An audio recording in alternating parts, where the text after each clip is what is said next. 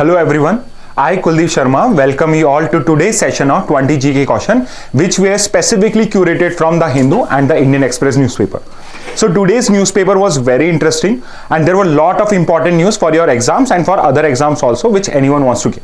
So without wasting any time, let's start with today's topic, which is the most important topic. The first one being that recently Ministry of Home Affairs has notified the Citizenship Amendment Act rules, which means the controversial Citizenship Amendment Act, which was passed in the year 2019, has finally become implementable. So as you may know, a law finally becomes implementable only when it is notified by the concerned ministry. And since it has been notified from March 11, the law has now finally become implementable. So let's look at certain facts or facets of the Citizenship Amendment Act. So what does this Citizenship Amendment Act basically does is, so it actually gives citizenship to certain number of people, certain types of people. So the types of people which are given citizenship under the 2019 acts are, if in simple words I can say, it would be non-Muslim. So these persons should be non-Muslims in easier terms, and they should be persecuted minorities.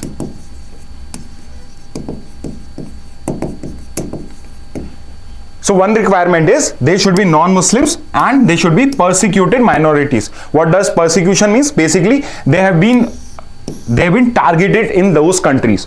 The second requirement is that they should come from only these three countries only. The three countries being Pakistan, Afghanistan and Bangladesh.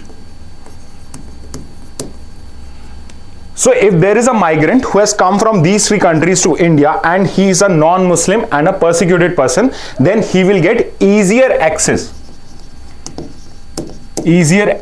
to Indian citizenship. And how it would be easier? That these person would not be required to provide for any Indian passport or visa. Indian passport or visa is not required as per the new rules which have been notified, which means it does not mean that no documents would be required to be shown by those people. So the process has been made easier.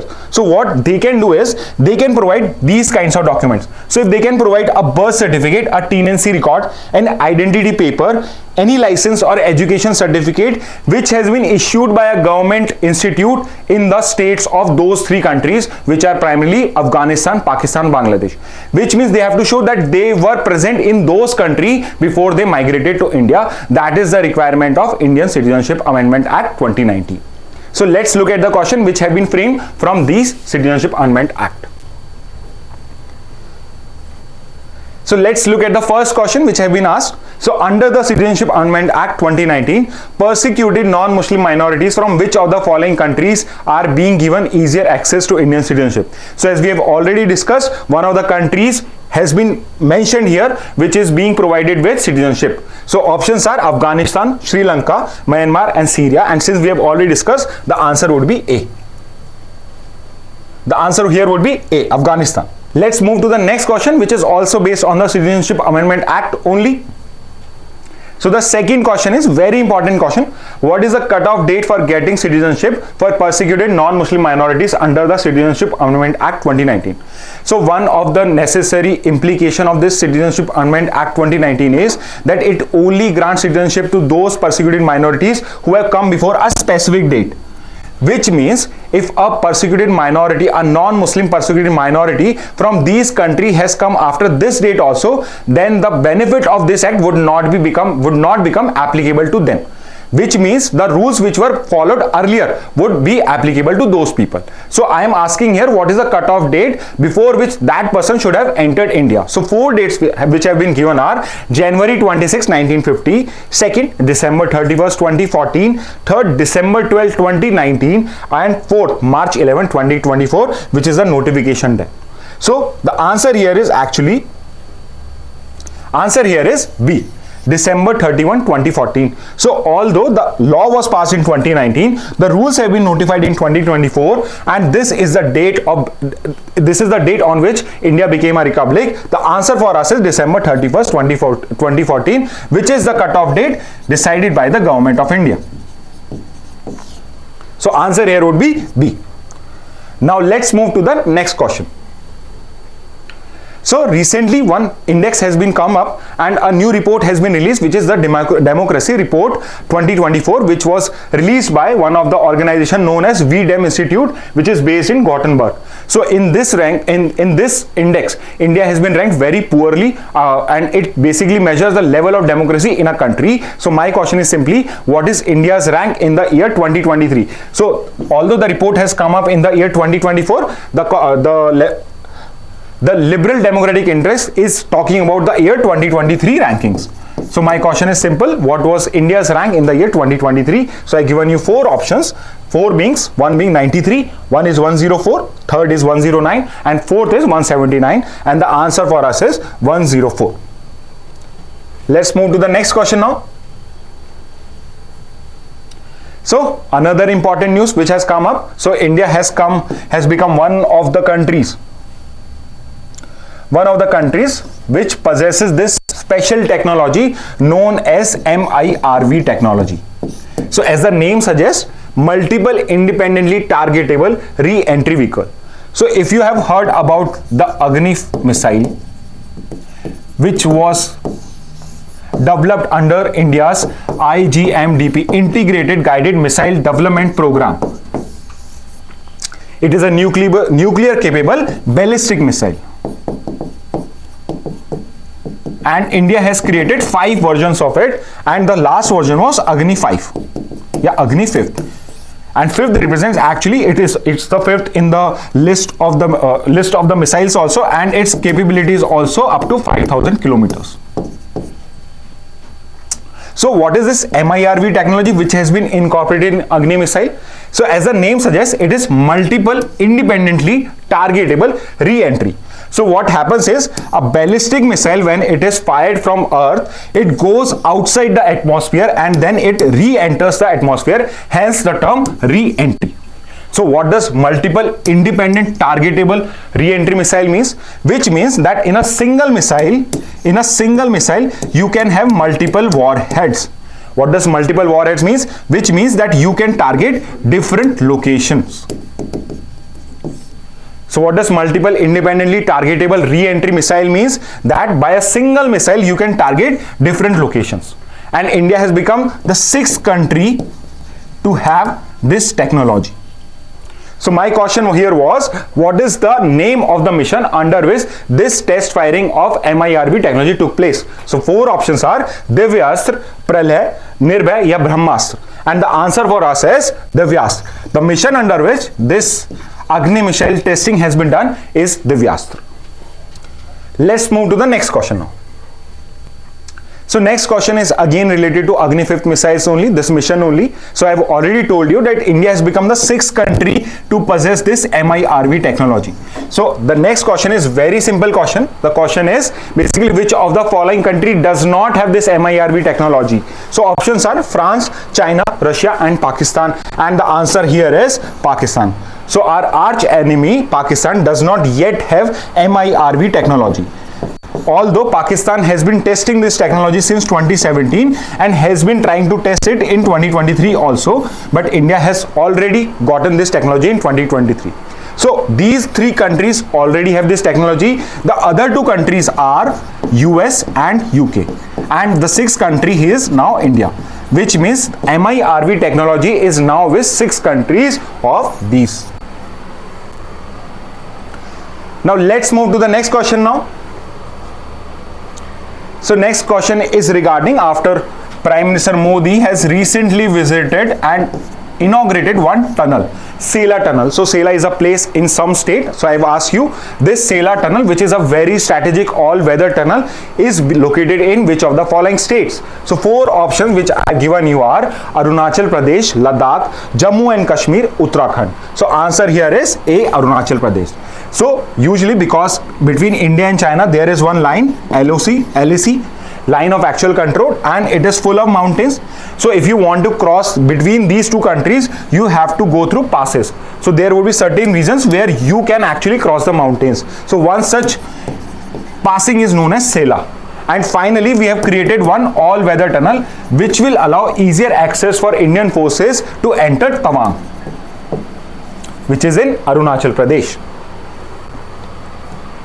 Let's move to the next question now. A very simple question. So you must have read today's newspaper. You will find out that there is one Delhi professor who was charged under one act known as UAPA. So my question is very simple. I asked you the full form of UAPA. So it's a it's a draconian act. Some people call it draconian because it has very harsh regulations, very harsh sections in it. A person can even be declared a terrorist under this act also now. An individual terrorist can be declared. And it also one of the laws which defines terrorism under the Indian laws. So my question is simple. He has been charged under UAPA. What is the full form of UAPA? So four options which I given you are Universal Anti-Terrorism and Prevention Act 1967, United Against Public Anarchy Act 1987, the Unlawful Activities Prevention Act 1967, and Union Against Political Aggression Act 1987. So it's a very easy question. The answer is C, Unlawful Activities Prevention Act 1967. Now let's look at the next question. Very interesting question.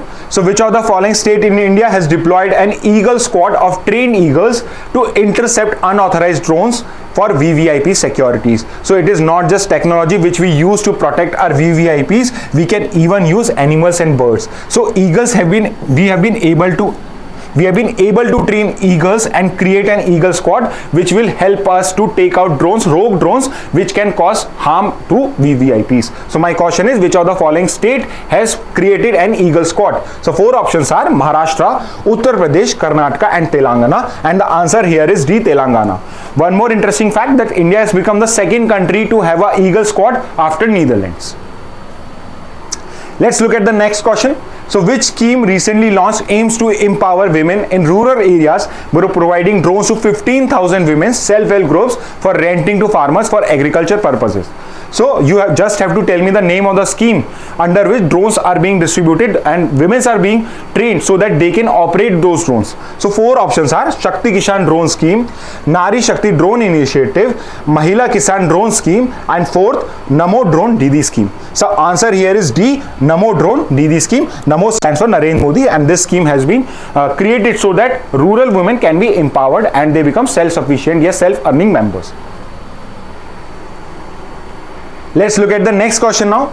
So another scheme have been asked, which of the following scheme aims to provide a market for local indigenous products at railway station? So a new scheme has been created so that local artisans can sell their products at railway stations. So you have to tell me the name of the scheme. So four options are Ek Station Ek Utpad Yojana, Swadeshi Rail Bazaar Scheme, One Station One Product, and fourth being Bharatiya Rail Bazaar Yojana. And the answer here is C, One Station One Product, which is based on One District One Product initiative of the government.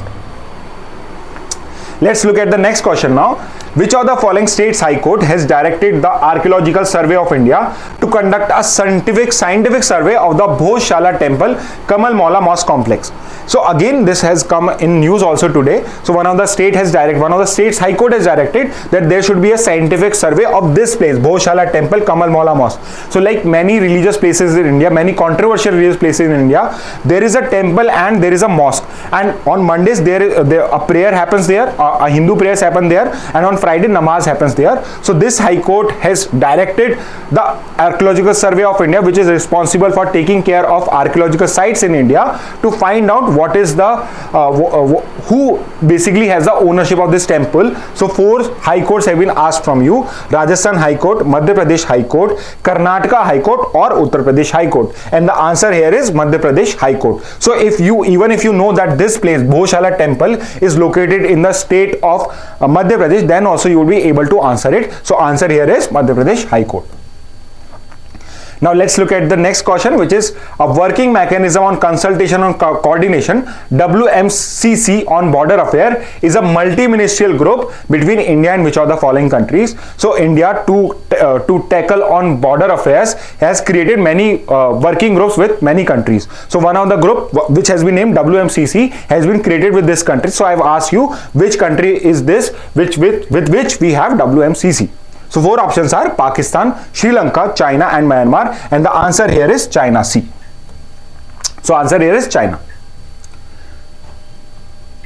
Now let's look at the next question. The Supreme Court has sought status report from government agencies on Manipur violence after court-appointed committee highlighted alarming violence in the state. So you must be knowing that for the last 1 year now, there has been a very high level of violence in the state of Manipur, and the Supreme Court had created a committee to look after how the government agencies are tackling those violence. So my question is basically, who was heading that committee? I've given you 4 options. Justice Geeta Mittal, the former President of India Ram Nath Kovind, third is R. Venkat Ramani, and fourth is Arun Kumar Mishra. So answer here is Justice Geeta Mittal. Ram Nath Kovind was heading a committee which is looking for one nation, one election prospects. Third is R. Venkat Ramani, who is presently the Attorney General of India, and fourth is Arun Kumar Mishra, who is a former Supreme Court judge and is currently serving as the chairperson of National Human Rights Commission. But for us, the answer here is A, Justice Geeta Mittal. Now let's look at another interesting question from James Webb Space Telescope. So James Webb Space Telescope has recently observed the oldest dead galaxy yet. The JWST is the successor telescope to which of the following? So I ask you, so James Webb Space Telescope came into existence, was launched into space in the year 2022 and has been giving us stunning images of the galaxies. Now my question is basically, which was the predecessor of this JWST? So I given you 4 options. First is Hubble Space Telescope, second is Compton Gamma Ray Observatory, third is Chandra X-ray Observatory, and fourth is Spitzer Space Telescope. So answer here is A, Hubble Space Telescope, for which James Webb Space Telescope has become the successor telescope. Now let's look at some movie awards. So recently 96 Academy Awards took place in Los Angeles in US, so which are also known as the Oscars. So my question is, which of the following movie won the best documentary award in these awards? So my options are, first is The Elephant Whisperer, second is Oppenheimer, third is 20 Days in Mariupol, and fourth is Zone of Interest. So answer here is C, 20 Days in Mariupol, which has been awarded the best documentary award. The first one, The Elephant Whisperer, was from India and was awarded best documentary last year. Second is Oppenheimer, which was given the best picture award, and the fourth is Zone of Interest, which was the best foreign film this year. Next question is again from the 96 Academy Award. So now I've asked you which is the best actress award, because most of the awards were given to people who were part of the Oppenheimer movie, but there was this one exception also, a very big exception. So best actress award was not given to actress from Oppenheimer but from a very different film. So 4 options are Lily Gladstone, Emma Stone, Annette Bening, and Sandra Hüller, and answer here is Emma Stone for Poor Things. Now let's look at next question, which is, in which countries do Hindu worshippers participate in the Perang Api tradition, a war of fire believed to cleanse evil events and ward off misfortune, ahead of Naipi Day, marking the Hindu New Year in that country? So as you may know that although India has the most number of Hindus in the world, there are certain countries where a decent amount of Hindu population lives up. For example, Nepal is primarily a Hindu country, and these other 3 countries also have a lot of Hindu population. So my question is, which of the countries celebrates in Naipi Day? So 4 options are Cambodia, India, Thailand, or Indonesia, and the answer here is D, Indonesia. Although Indonesia is the most populous Muslim country in the world, it still has a large Hindu population also in terms of number only, and that population in that country celebrates the Naipi Day, which marks the Hindu New Year in that country. Now let's look at the next question, which is regarding SEBI. So SEBI, or Securities Exchange Board of India, which regulates capital market in India. I've asked you who is the current chairperson of SEBI. So 4 options are Madhavai Puribuk, Ajay Tyagi, UK Sinha, and CB Bhave. So presently the current chairperson of SEBI is Madhavi Puribhuj, who is the first women SEBI chairperson also. The other 3 are the former chairperson of SEBI, but for us the answer is A, Madhavai Puribhuj. Now let's look at the next question, which is from the sports section, which is basically who has won the French Open 2024 in badminton, not tennis, men's double titles. And I've given you 4 options: Rohan Bopanna and Matthew Abden, Lakshya Sen and Si Yuki, Lee Jae Hui and Yang Po Hussein, and Satvik Sairaj Ranki Reddy and Chirag Shetty. And the option here, and the answer here is D, Satvik Ranki Reddy and Chirag Shetty. Rohan Bopanna and Matthew Abden actually won Australian Open this year, Rohan Bopanna becoming the oldest player to win a Grand Slam title. Lakshya Sen actually participated in the in men's singles of this tournament and was not able to reach the finals also. Third is Lee Ji-hui and Yangpo Hussain, who actually lost to Satvik Sai Ranki Reddy and Chirag Shetty in the men's double title. And finally, these two people won this French double title. Now let's look at the last question for today, which is the Sports Ministry has launched a grassroots level talent identification program aimed at school going children named.